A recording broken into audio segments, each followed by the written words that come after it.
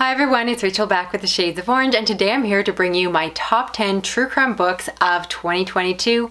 Now, for the most part, this is going to be new releases with a couple of backlist titles sprinkled in, and this is part of my Best of the Year series for the end of the year.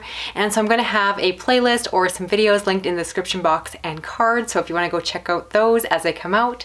And if you're interested, definitely subscribe. I'm going to have lots of recommendations coming. In total, I'm planning on doing 7 videos, which will mean 70 recommendations. And today I'm talking true crime. So I am going to be ranking these books, but with true crime, it's honestly kind of hard to put them in an order. And I'm mostly ranking them off of my enjoyment of the book, of course, not my ranking of the cases themselves. All that being said, let's get started.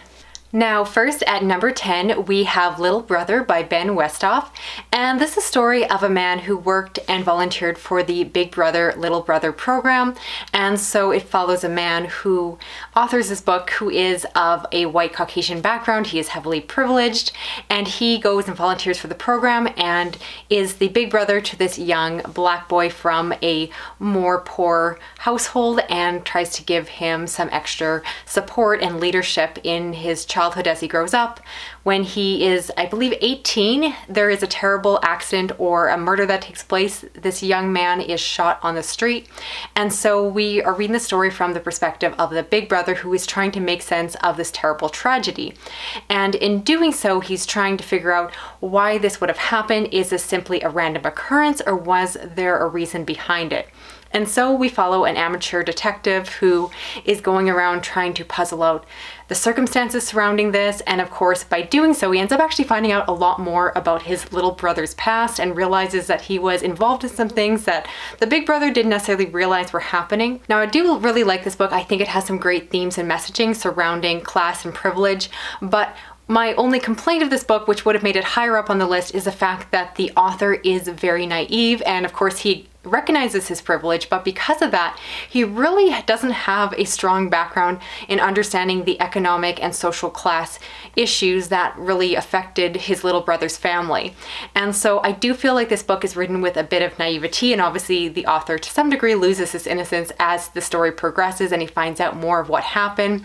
It's an interesting case. I personally really enjoy perspectives of someone who is not a police officer or a professional detective, and I thought it was a really compelling story that really had some emotional depth and definitely left me thinking about the privilege I have and the opportunities I have, and those that are not always accessible to other people in different situations. Then at number 9, we have Shadow Man, and this is almost a prequel to Mindhunters. It's written by a different author, but essentially this is the early beginnings of how the FBI profiling unit started to come to be.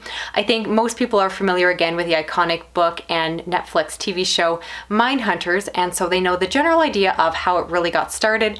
But this book follows a case of a young child that is stolen away out of a tent, and the FBI trying to track down the perpetrator. And in so doing this, they end up reaching out to profilers that help them to put together an idea of who this individual might be.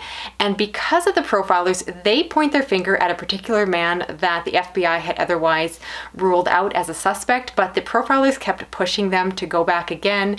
And as you might expect, the profilers perhaps had some good intuition based off of their own research, and it really brought about some validity to the fact that profiling can be more of a science than the art that it's often presented to be. They're not psychics, but actually using common statistical information to gather as much information about who probably is the perpetrator. This is a book that I found fascinating because of those beginnings. The case itself was a little bit simplistic. It's not my favorite book on the list, since obviously it's at number 9, but I do think that, again, if you're a crime junkie and you really love to know more about the background of this field, I think that this is a really iconic and important piece to put in there, something that I hadn't heard about before. And I really didn't realize there was beginnings that took place prior to the Mindhunter story, so I do recommend checking this one out. I do think it's worth reading and is an interesting short story that, of course, is based around a horrific event, as is most of these books on this list. Then at number 8, we have The Real Lolita by Sarah Weinman, and this is a story of a young girl who is stolen away by a man who essentially kidnaps her and takes her away from her family and does the terrible things that you would expect to happen in this situation. And as the title suggests, this story, this real life event, was the inspiration for the classic book of Lolita, which I have read this year, and possibly this is a sneak peek of another book that might show up on one of my best of the year lists. But this story I think is really important to read for anyone who has read the classic and is trying to come to terms with their feelings about it, because I definitely had complicated feelings after reading Lolita, and I felt like this was the good, sobering thing that I needed to read afterwards to really make sense of how I felt about the book. And so I like that this book is partially a true crime story where it does analyze the actual case that happened, how this man got in possession of this young woman and stole her away, what happened to her while she was away, and also what happens when she came back, and really gives a good picture of the event and of course of a girl who was otherwise forgotten and kind of a lost victim in time. But this book also does a really good analysis of Lolita and really studies the meaning behind it, and of course how many of us have this complicated relationship where we find this book to be beautiful and thoughtful, but at the heart of the story is a disgusting, horrible man, and is trying to come to terms with if we can appreciate art when the inspiration is actually very horrific. So this was a tough book to read, very sobering, very depressing, but also very important, and I really recommend it, especially to those that have read Lolita. I do think you'll get the most out of this book if you've already read the classic.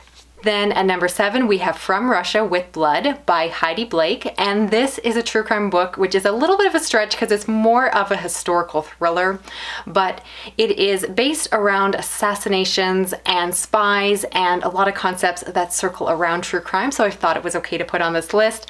This is a book that captured my attention because while it is based off true events, it read like a thriller, so much so that when I first read it and reviewed it, I was skeptical to give it a positive review on my channel because I thought the book was a bit larger than life. Frankly, it seemed really unbelievable. It provided what I thought was suspension of disbelief, and I was just really skeptical that all of that actually happened. However, since then I've read more books on the topic, and I am afraid to say that this book is very grounded in some terrible events that actually have happened. So I probably should start at the beginning by saying that this book studies the modern history of Putin's rule, specifically focusing on a series of individuals that he targeted and assassinated outside of Russia. And so it really talks about the long hands of Putin, how he's able to go and manipulate other countries and put pressure on leaders, and often you have other leaders or nations that will look the other way when these mysterious deaths take place. And so it's a book that, like I said, actually reads like a thriller. I don't always appreciate a lot of dry true crime, so when it comes to historical fiction, I don't read a lot of it, but this one was so compelling. Like I said, it felt unbelievable and it just captured my attention. This book is a few years old. It's one of the backlist titles, so the one downside to this book is, of course, it doesn't go up to modern events, it doesn't address Ukraine, but I still think it's really important to have the roots.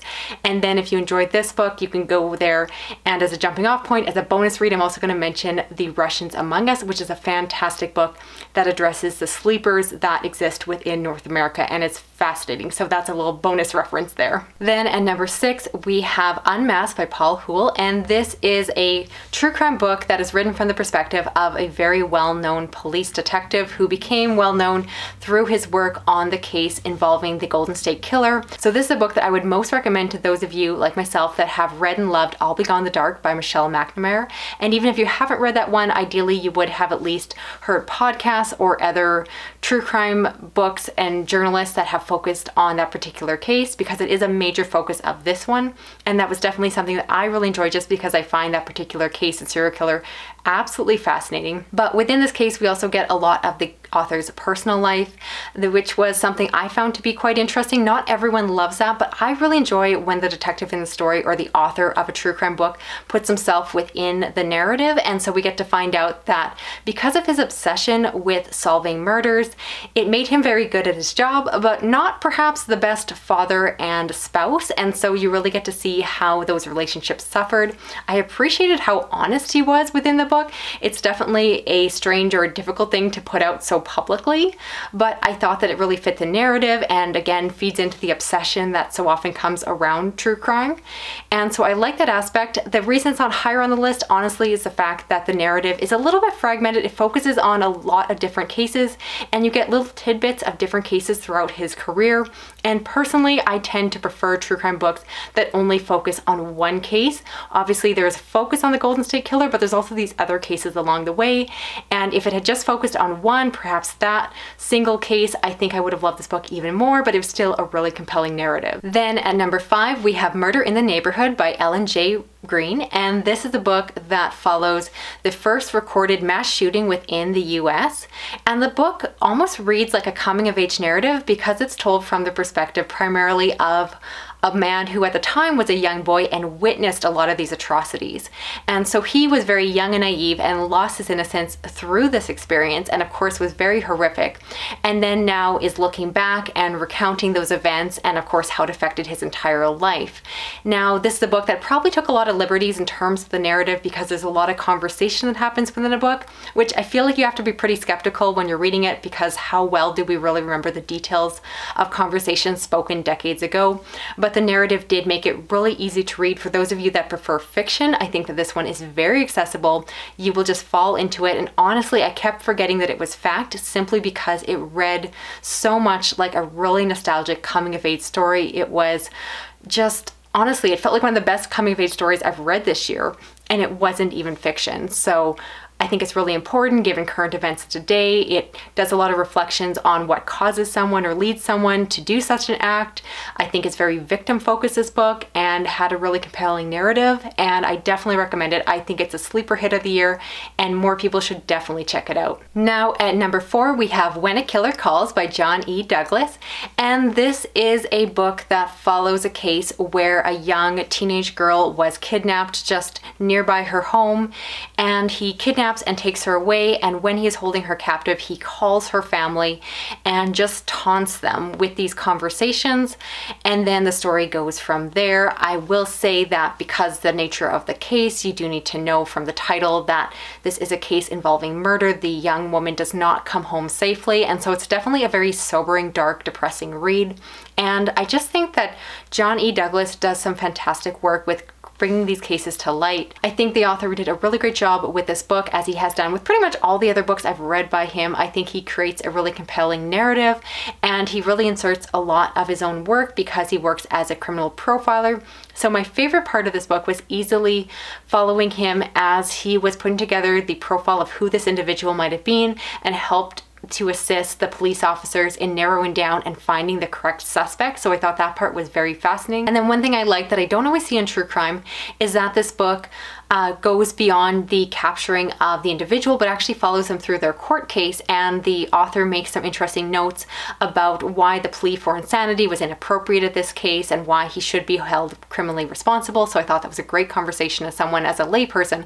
I don't necessarily always understand the legal implications, so I learned a lot within this case, and as always, I'm really happy when a book like this is still managing to be very victim focused. You learn a lot about this young woman and her family, and really shows the book to be a tragedy rather than glorifying the perpetrator themselves. Then at number 3, we have Ted Bundy, Conversations with a Serial Killer.